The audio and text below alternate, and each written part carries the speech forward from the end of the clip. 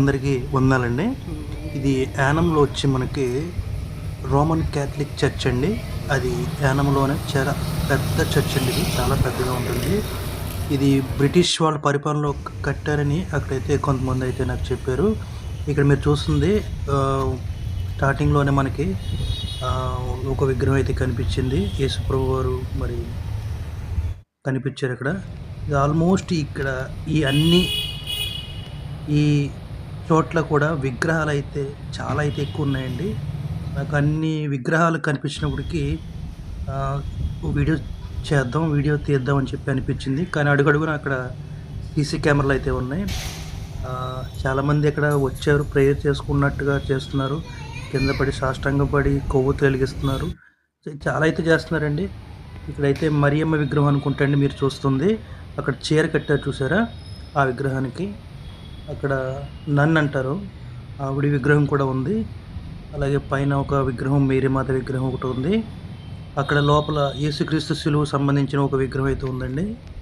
Almost చాలామంది వస్తున్నారండి, ఇక్కడ ప్రేయర్ చేసుకుంటున్నారు. మరి వాళ్ళు కొవ్వొత్తులు వెలిగిస్తున్నారు. ఇవాళ అక్కడ ఏదో పాఠం అని ఒక ఆవిడ చదువుతుంది.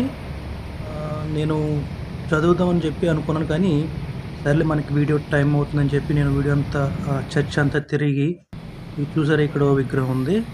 ఇక్కడ మీరు చూస్తుంది అయితే మొత్తం 1802లో ఈ కట్టారని ఇక్కడ శిలాపాలకం అయితే కనిపిస్తుంది మనకి. ఇక్కడ ఇదో విగ్రహం. ఇక్కడ మీరు చూస్తుంది అయితే ఈ 12 మంది అపోస్తులు ఎవరైతే ఉన్నారో ఇక్కడ పేతురు గారి సమాధికి విగ్రహం అయితే ఉందండి.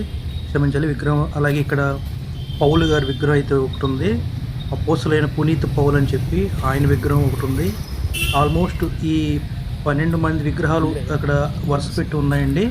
అలాగే ఆంధ్రే గారి విగ్రహం ఒకటి, ఇక్కడ అపోస్తులైన పునీత్ ఆంధ్రే అని విగ్రహం ఒకటి ఉంది. అలాగే ఇక్కడ పునీతైన యాకోబ్ అని, అపోస్తులైన పునీత్ యాకోబ్ అని విగ్రహం ఒకటి ఉంది. మరో విగ్రహం చూస్తున్నట్టయితే ఇక్కడ మీరు పునీతైన ఫిలిప్ అని, అపోస్తులైన ఫిలిప్ అని ఒక విగ్రహం ఒకటి అయితే ఉందండి. ఇక్కడైతే మరో విగ్రహం చూసినట్టయితే పునీతైన బర్తలోమయ్య అనే విగ్రహం ఇంకో ఉందండి. మీరు చూస్తున్నట్టయితే ఇక్కడ మరో విగ్రహం అయితే ఉందండి. పునీతైన థోమస్, మన భారతదేశం వచ్చేట్టుగా తోమా, ఆయన విగ్రహం ఇది.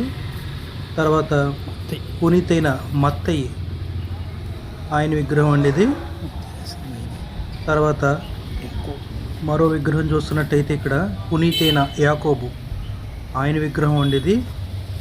ఇది డెవలప్ చేశారండి చర్చ్లో ఇది ఈ మధ్యకాలంలోని. ఇంకో విగ్రహం చూస్తున్నట్టయితే ఇక్కడ పునీతైన యోధ, ఆయన విగ్రహం అండి ఇది.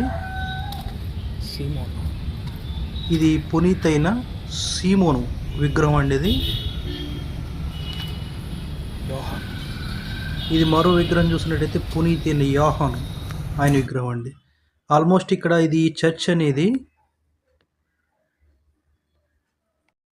ఈ చర్చ్ అనేది జాకోబ్ 1802 1846లో కట్టినట్టుగా ఇక్కడైతే మనకి ఆ బ్రిటిష్ పరిపాలనలో వచ్చిందన్నట్టుగా ఏదో వాళ్ళు ఒకరు ఇద్దరు నాకు చెప్పారు.